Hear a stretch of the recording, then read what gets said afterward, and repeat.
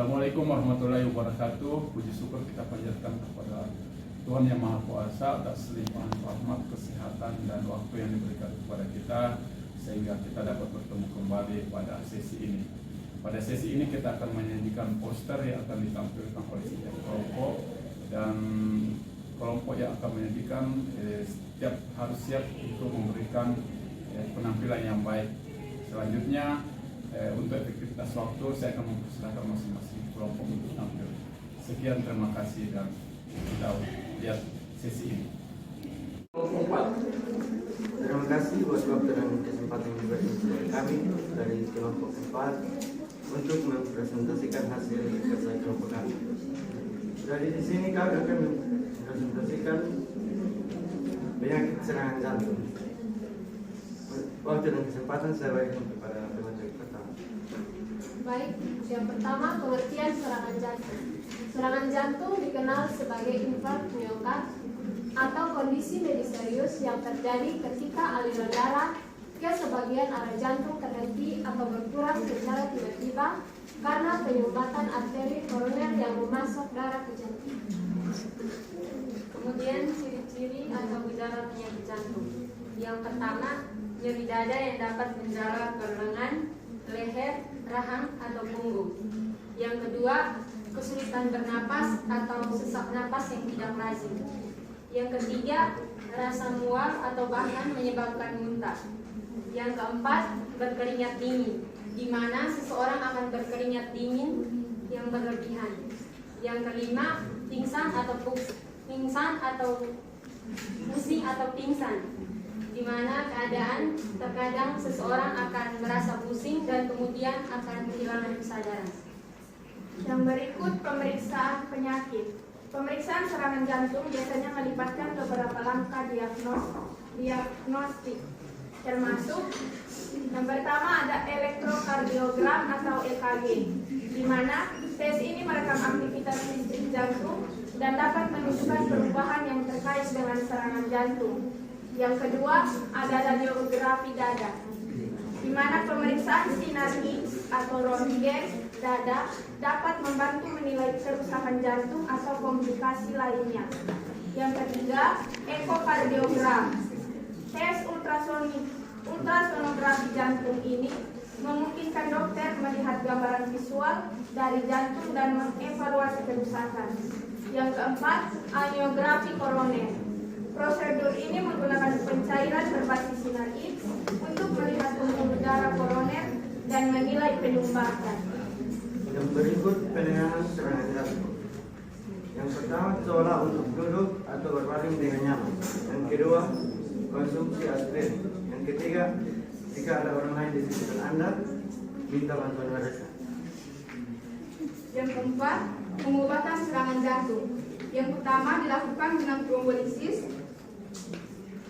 Jika serangan jantung disebabkan oleh pembekuan darah yang menghalangi aliran darah ke jantung, tindakan yang dapat dilakukan oleh dokter adalah melakukan trombolisis untuk menghancurkan bekuan darah yang menghambat aliran darah ke jantung. Yang kedua, operasi bypass jantung dilakukan jika arteri koroner sangat tersumbat. Dokter dapat melakukan operasi bypass jantung.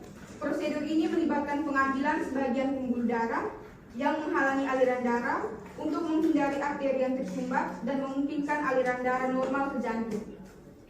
Yang ketiga, diberi obat-obatan seperti beta blocker atau statin yang digunakan untuk mengontrol tekanan darah dan mengurangi risiko serangan jantung berikutnya.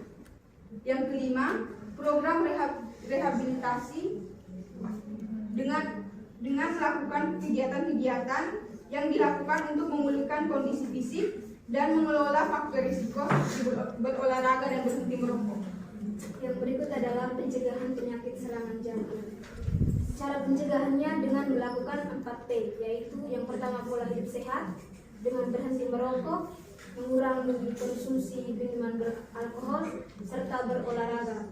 Yang kedua adalah pola makanan sehat, seperti mengonsumsi sayur-sayuran dan buah-buahan.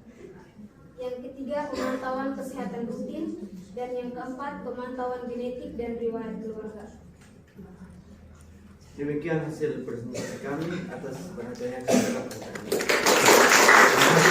Saya menjelaskan serangan jantung. Serangan jantung itu keadaan yang mana orang tiba-tiba langsung shock anafilaksis. Yang diberikan kepada kelompok 8 dalam memaparkan materi mengenai gagal jantung. Sebelum itu kami perkenalkan nama masing-masing. Perkenalkan nama saya Revalia. Kenalkan nama saya John Belu. Saya Daniela Reni Devani. Saya Pasari. Kami akan menjelaskan materi gagal jantung kepada pemateri kami. Gagal jantung adalah kondisi ketika jantung melemah sehingga tidak mampu memompa darah yang cukup ke seluruh tubuh. Di sini kita mengambil 3 penyebab dari gagal jantung. Yang pertama, diabetes. Diabetes dapat menyebabkan jantung koroner yang merupakan penyebab utama dari gagal jantung. Diabetes ini dapat merusak pembuluh darah dan juga saraf pada jantung. Kemudian yang kedua, anemia. Kekurangan hemoglobin dapat menyebabkan jantung bekerja lebih keras untuk mempercepat aliran darah. Yang ketiga, hipertensi, di mana jantung memompa lebih keras yang dapat menyebabkan otot jantung menjadi lebih tebal, dan jika dibiarkan otot jantung akan melemah dan tidak dapat memompa darah secara efektif seperti sebelumnya. Baik, kemudian gejala dan penyakit gagal jantung. Yang pertama, sesak napas. Gagal jantung dapat menyebabkan defisit cairan atau kelebihan cairan dalam tubuh yang menghubungi paru-paru sehingga mengakibatkan sesak napas. Yang kedua, kaku bengkak. Karena gagal jantung darah menumpuk, terutama di sehingga dapat menyebabkan pembengkakan. Yang ketiga, cepat lelah. Setelah otot jantung menjadi lemah, jantung tidak dapat memompa cukup darah yang mengakibatkan kurangnya di oksigen dalam tubuh sehingga membuat seseorang mudah lelah.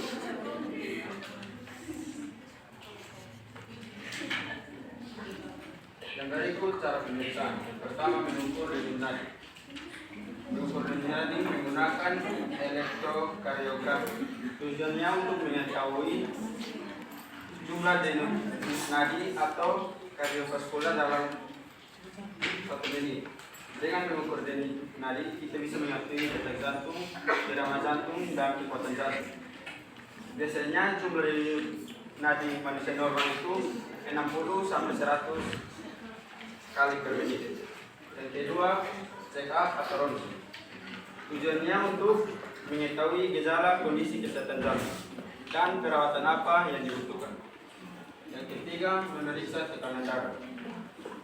Alat ukurnya adalah tensimeter. Tujuannya untuk mengurangi resiko terkena gagal jantung. Selanjutnya, cara pengobatan dibagi menjadi 3, yaitu pertama, mengkonsumsi obat. Obat diberikan dokter kepada pasien untuk meningkatkan kekuatan jantung, mengurangi beban kerja jantung, serta meredakan gejala. Jenis obat yang diberikan pertama diuretik seperti spironolactone, penghambatan beta, ACE inhibitor, digoxin, ifabratin, dan yang lainnya. Yang kedua, melakukan operasi. Operasi yang dilakukan dibagi menjadi 4, yaitu yang pertama, operasi katup jantung yang dilakukan untuk memperbaiki atau mengganti katup yang rusak agar dapat bekerja kembali. Yang kedua, operasi bypass jantung. Operasi ini dilakukan dengan cara mencabut pembuluh darah yang sehat dari bagian tubuh lain untuk mengganti fungsi pembuluh darah jantung yang tersumbat. Yang ketiga, operasi angioplasti dan pemasangan ring. Operasi ini bertujuan untuk menjaga pembuluh darah tetap terbuka dan mencegahnya kembali menyempit. Operasi yang terakhir, operasi transplantasi jantung. Operasi ini dilakukan untuk mengganti jantung yang sudah rusak dengan jantung dari donor yang sehat. Cara pengobatan yang terakhir yaitu dengan mengubah gaya hidup. Pola hidup yang harus diubah, yang pertama, berhenti merokok dan minum alkohol. Yang kedua, menurunkan berat badan karena obesitas merupakan salah satu faktor utama penyebab gagal jantung. Yang ketiga, mengkonsumsi makanan sehat seperti sayuran, buah-buahan, kacang-kacangan, unggas dan ikan tanpa kulit, serta minyak sehat non tropis. Yang terakhir, mengurangi konsumsi gula dan garam. Berikut ada pencegahan. Yang pertama ada olahraga. Olahraga ini memiliki banyak manfaat bagi tubuh. Pada jantung dapat memperkuat jantung dan meningkatkan sirkulasi. Kita dapat memilih olahraga ringan seperti jalan kaki ataupun berenang. Selain itu seperti mengurus rumah ataupun berkebun serta menaik turun tangga. Itu merupakan salah satu aktivitas yang dapat kita lakukan berupa olahraga ringan. Kedua ada meditasi. Meditasi ini memiliki dampak positif baik segi fisik maupun mental kita. Nah, meditasi ini pada jantung dapat menurunkan resiko terjadinya penyakit jantung.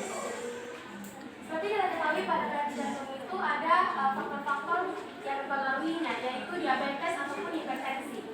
Nah, ini dapat menjadi salah satu acuan agar setiap kita dapat melakukan meditasi pada diri kita masing-masing.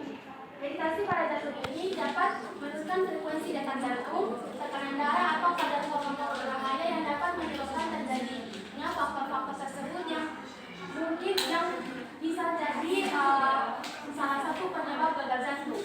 Yang terakhir ada menjaga pola makan. Ada beberapa makanan rekomendasi yang dapat mencegah terjadinya faktor resiko seperti sayur-sayuran, buah-buahan, daging serta ikan tanpa lemak, makanan mengandung susu dengan rendah lemak dan berbagai protein tanpa lemak. Makanan tersebut dapat membantu terhindar dari penyakit diabetes yang merupakan salah satu faktor terjadinya penyakit gagal jantung. Sekian presentasi dari kami.